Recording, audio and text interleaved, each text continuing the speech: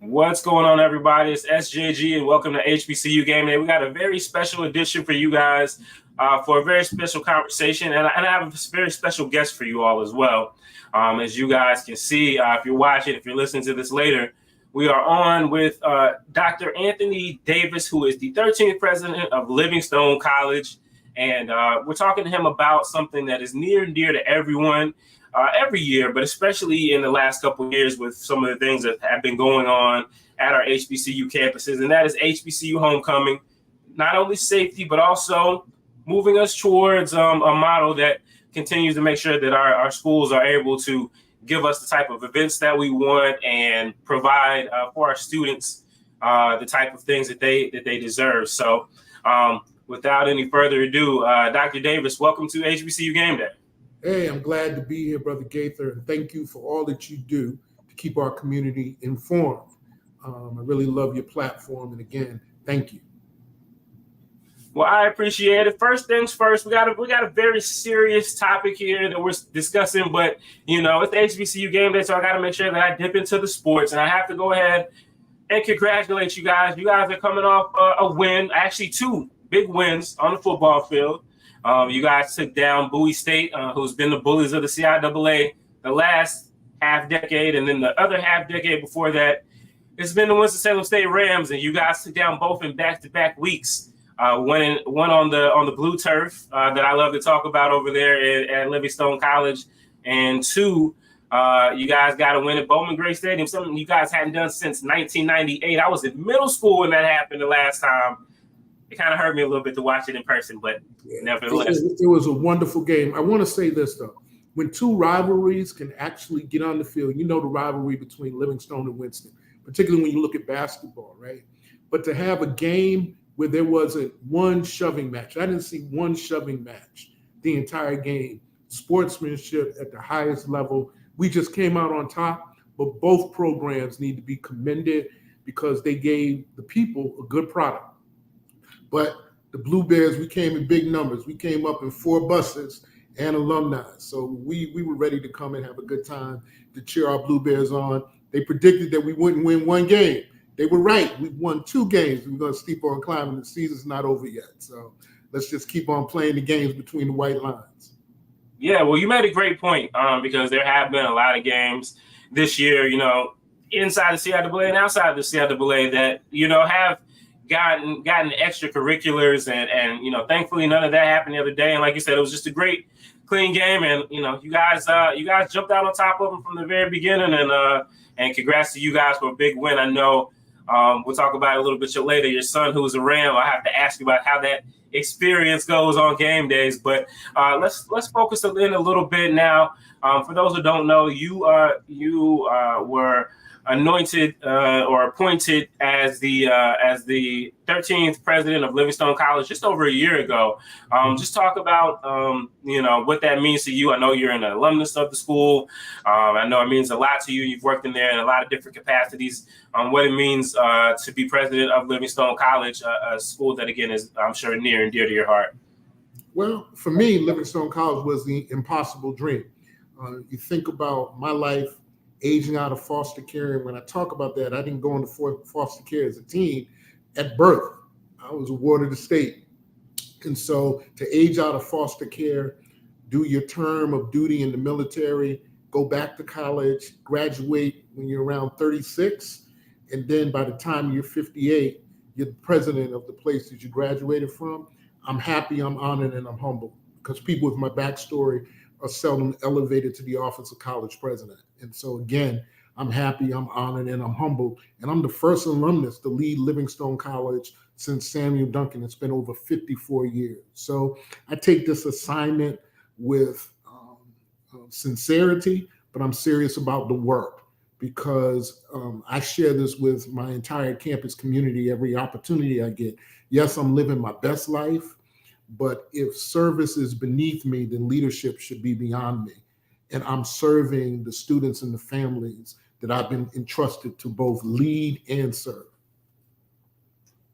No doubt about it, and doing a great job of it. I know you just had your installation inauguration. I'm still a little academia words. I'm still a little off on, but a little while ago, and I know you're getting ready for homecoming this year. And I know as we're talking about, as we sit here and talking in October of 2023, every HBCU president like yourself is having to deal with the issue of campus safety as we're getting ready for this great time of the year, homecoming. Everyone loves to go back home to support their school and enjoy the festivities and see familiar faces.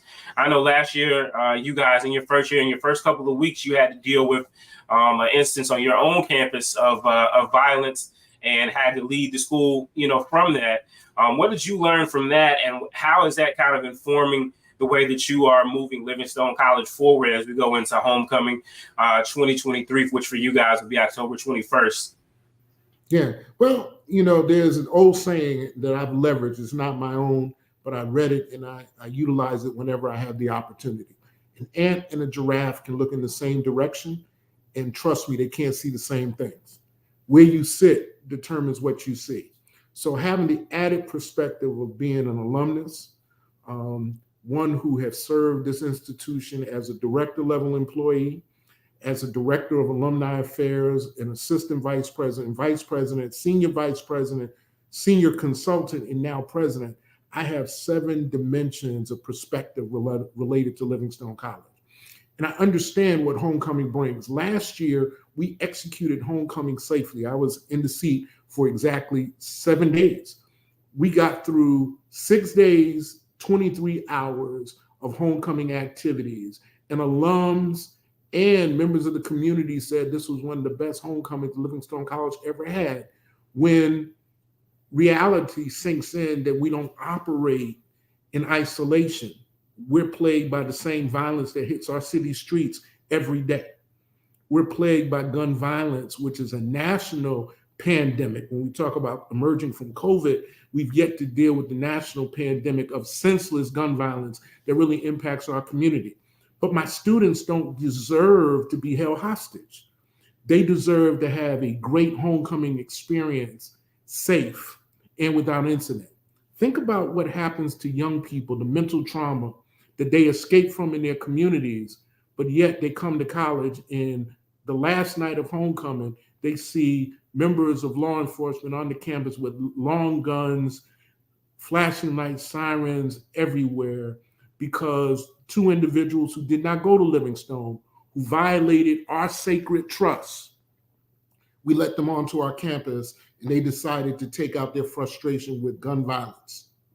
So when you know better, you do better. So this year, we believe that we're not going to run from homecoming, but we're going to make sure that we execute it safely and try to minimize our risk. You'll never have a full safe plan or a fail safe plan, but we can mitigate our risk. And that's what we're doing this year. Right. And, again, hats off to you. I mean, that's an incredible job that you have when you think about, not only, first, your first priorities to the students, but also the folks who do come in from the community, alumni as well, thinking about the safety of everybody and planning for it, and just a huge undertaking what that is. So I know this year you guys have decided to implement a new strategy, a new tradition, and kind of change things up a little bit. So tell me about the change that you guys are implementing for homecoming 2023 as you guys look to have another great one. All right, I'm going to have to unpack that from two different lenses. Right, the first thing is really not that new, because during the pandemic, when other HBCUs were closing their campuses to homecoming, we executed homecoming safely and had no spikes or surges related to COVID. What we did was took advantage of our gated community. Our campus is 40 acres and it's fully gated from one end to the other. So this year we're doing something different.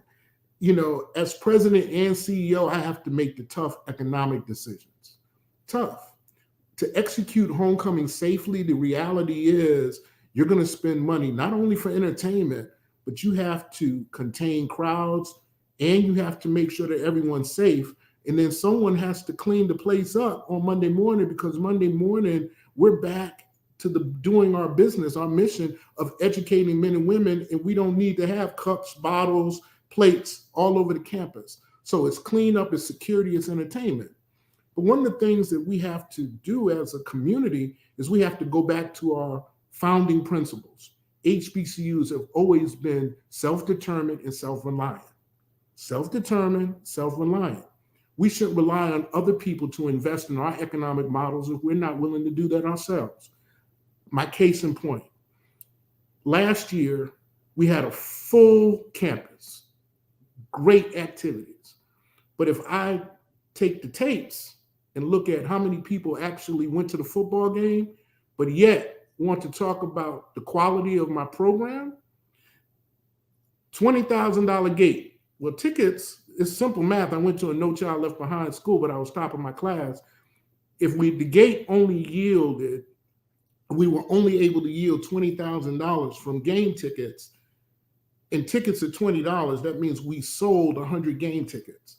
But you have a campus with 5,000 people running around having a good time. That is just an inverted economic model that doesn't make sense.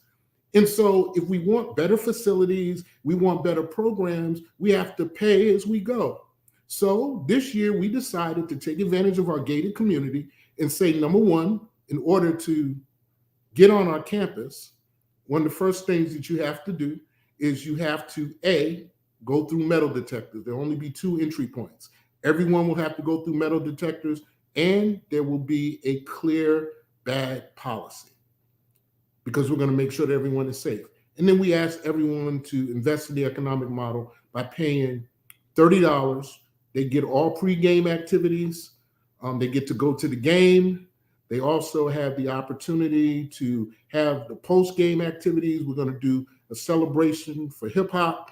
Where we'll bring in legendary rap artist Kumo D and friends, and then we will end the night with the baby, all on the campus of Livingstone College for $30. I think that that is a wonderful investment where we'll be able to execute homecoming and do it safely, and everyone have a good time.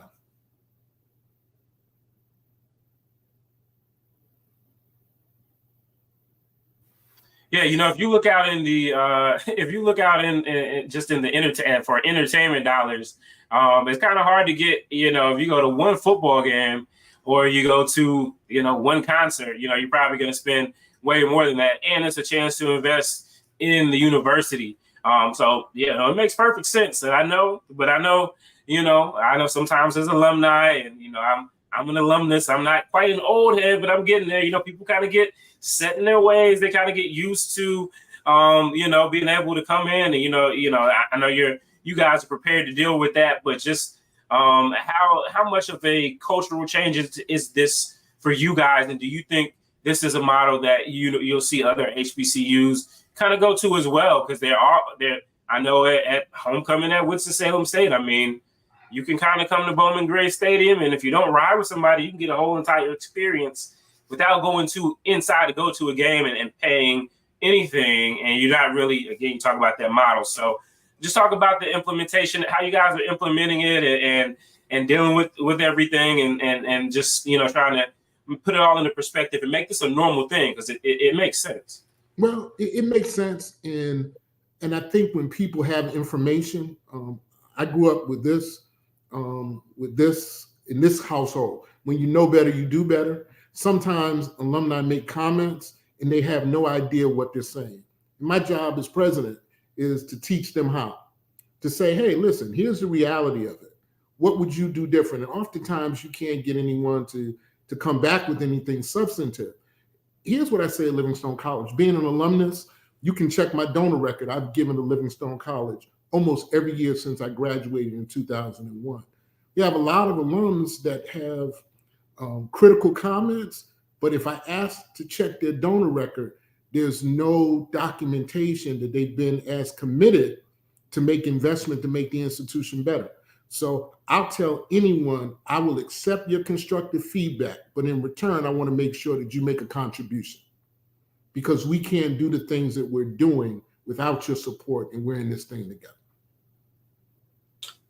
Totally right. Everything takes dollars for sure. Like you said, that security, you want to make sure everybody's secure. That definitely is going to cost. That doesn't come for free. Security guards aren't just out there giving up their free time to just because they enjoy being in the college atmosphere on a Saturday. But as we look for, again, and not keeping you too long, but as we look at the broader HBCU diaspora, a lot of times, did you guys, was there any model where you guys saw that other folks were doing this, or is this the first of its kind thing? And if so, have you heard from other HBCU leaders that may, think about doing a similar thing? Well, one of the things I said at Livingstone and under my administration, I challenged everyone to embrace this philosophy. Exemplary, no excuses. We're leading and not lagging. I think that we're one of the leading HBCUs that we don't have to wait for someone else to do something first. We have leaders around the table who can do things first. I'm not going to say we did this first, but what we did was we dusted off our old plan that we executed during COVID that got us through 2 in-person graduations and homecoming safely by taking advantage of our real estate, a gated community. And it worked out well. This year, we're just taking it to another level to ensure that we have a safe homecoming experience for everyone, but then to also make sure that we're being fiscally responsible, that we don't have a lot of red ink after a great event. No doubt about it. Let me say this, and I believe this. For years, we would have homecoming activities, and our students would want high quality entertainment. But because of cost, we would end up getting an artist that they didn't necessarily want. They'd get a B or C-list artist. This year's president, I said, my students deserve the best. If they're spending $26,000 to come to Livingstone and paying student activity fees, as a leader who cares about his students, I want them to have a great homecoming experience. I don't want them to have to get in their cars and go to another HBCU, because we're bringing this type of entertainment to their campus, and we're going to execute it as safe as possible. And we're going to make sure that everyone invests in the economic model to move us from surviving to thriving. Well, no doubt about it. Great points there. A lot of stuff for folks to chew on. Again, I won't take up too much of your time, but you speak of. We talked about the game last week. Your son Montreal was with you, a fellow Ram of mine. What is it like? What is it like? I know you're very proud of him. I know he's just got his master's a couple years back and working in the education field and doing great things. He's been doing them for a long time over at WSSU and done them at other campuses as well. What is it like for you to share those moments with him, especially when WSSU and Livingstone get together? For those who don't know, campuses are separated by about 45 minutes. When you guys, what's game day like for you guys in the Davis house when it's Livingstone versus WSSU? Man, a lot of trash talk. He rode in the car with me to the game, right? But it's just refreshing and rewarding to see your young man, right? Your son really following your footsteps and really navigating his own way. I always, challenge him and say, son, I tried to raise you right, but you went to Winston instead of Livingstone. But I get it. But we have a good time with it. And we're always going back and forth. He DJ'd, I DJ'd. During my inauguration, he put me on notice that we have to have that one DJ battle to set the record straight. Well, who's the best DJ? So one day you're going to see me and Montreal go head to head on those Technique, or for me, it'll be the Technique 1200 turntables, and he'll use whatever he uses. But I always remind him, son, I had lines around corners before social media. That's all I'm going to say. Well, Dr. Davis, I don't know how to follow up with that. I will say you guys are 2-0. You guys hadn't won against WSSU, I think, since maybe 98. You're 2-0 under your tenure. So you're doing something right over there. But I want to say this, man. I love my son. It is just so refreshing and rewarding to see your young man basically not be the stereotypes that you oftentimes see. And everyone who comes in contact with them or comes in contact with me says, man, you got a great son. I wish he was my son. And so I kind of pat myself on the back and put a little more step in my swagger, because, hey, I'm proud of that young man. Good stuff. Well, I'm sure he's proud of you as well. So we won't hold you any longer. But again, Dr. Anthony J. Davis, 13th president of Livingstone College. They're having their homecoming in Salisbury, North Carolina on October 21st. So if you're in the area, be sure to stop by. Bring your 30. Bring your 30. But look, Kumo D and friends. Think about that. Kumo D and friends. Wild Wild West. How You Like Me Now. All free. The football game, and then we're gonna close the night with the baby. Man, this is gonna be a wonderful homecoming on the campus of Livingstone College. There you have it, guys. Appreciate you so much, Dr. Davis. We'll have to talk again to see how everything went with you. All right, can I give a special shout out to Blue Bear Nation? All right, got to do it. As we close, who you with? LC. Peace and blessings, man. Thank you, brother. Yes, sir. Yes, sir.